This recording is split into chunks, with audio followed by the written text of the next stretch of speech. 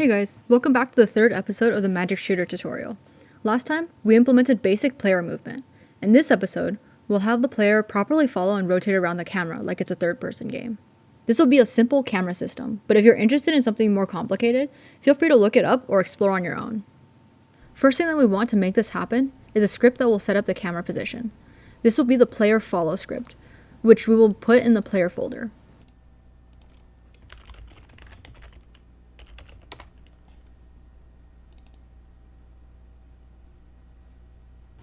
For the camera to track the player, we're going to need two editor variables: the player's location and how far we want the camera to be from the player.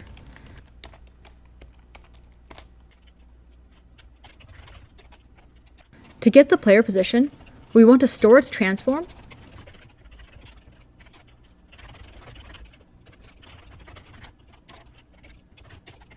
and the distance from the player will be set as a vector 3 named offset.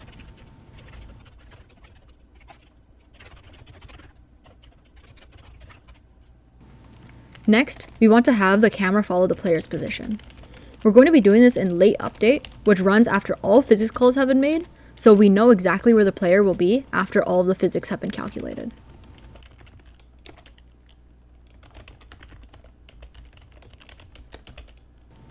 The new position for the camera will be the player position plus the offset that we defined. Then, like with the rotation, we'll slurp to create a transition that's as smooth as possible.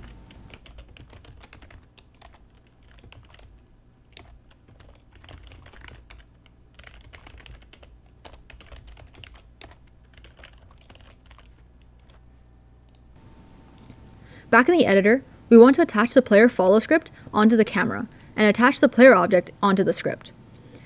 We'll also set the offset to be -3.5, 2.5, and -1.5 when the transform is at the origin. And the rotation is at 0, 90, and 0. Throughout this tutorial, we'll be providing you guys with numbers and values for things like position, rotation, and other script variables. These are just values that we found work best for us, but if you want to adjust things around slightly because it looks better on your screen, feel free to do so. Just be careful about moving things too far away or causing bugs. If we play, then we can see that the camera will follow the player wherever it goes, but we still need to update the rotation of the camera.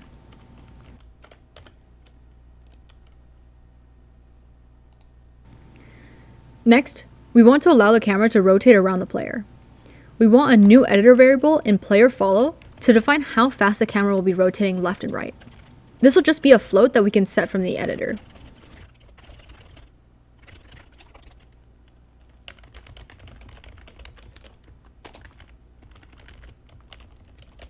We'll set it to have a default value of 10 though. By setting it here, it'll start off at 10 in the editor instead of the usual default of 0.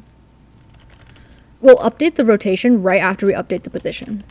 How we want to calculate this is by multiplying the rotation speed by the x-axis of the mouse, which we can access like the horizontal and vertical axes like before. Then, we want to use the function transform.rotate to rotate the camera, which will take the player's transform, the up vector, and the amount that we want to rotate, which we just calculated. We also want to update the offset to account for the rotation. Otherwise, we'll get some weird behavior from the camera, trying to always maintain the distance between the player and the camera. This is just as simple as setting the offset to the difference between the camera and the player's position, which we can call for the camera just by using transform.position. Back in the editor, the only new variable that we have is the rotation speed, but since we have a default variable, we can just test how it feels when we play it without having to go and set a value there. Now, you can see that the camera rotates smoothly around the player, and the player can rotate as the mouse rotates. Finally, there's one last thing we want to do for this episode. We want to hide our cursor so that it doesn't get in the way of our game. As you can see right now, you can see the cursor while you play. Unity provides us some functions to control this. Since we know that whenever we play, we will have a player, we'll do this inside player controller.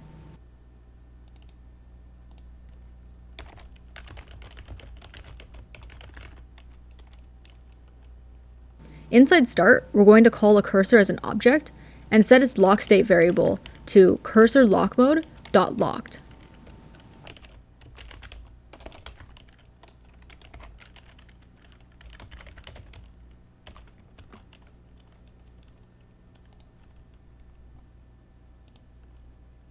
Now, if we play the game, we can't see the mouse anymore. To see the mouse again, just hit escape, and then we can use our mouse. The actual last thing we want to do is to make our camera into a prefab, just so we have a reference. That's it for this episode. We've covered how to implement a third-person camera that will follow the player and turn with our mouse.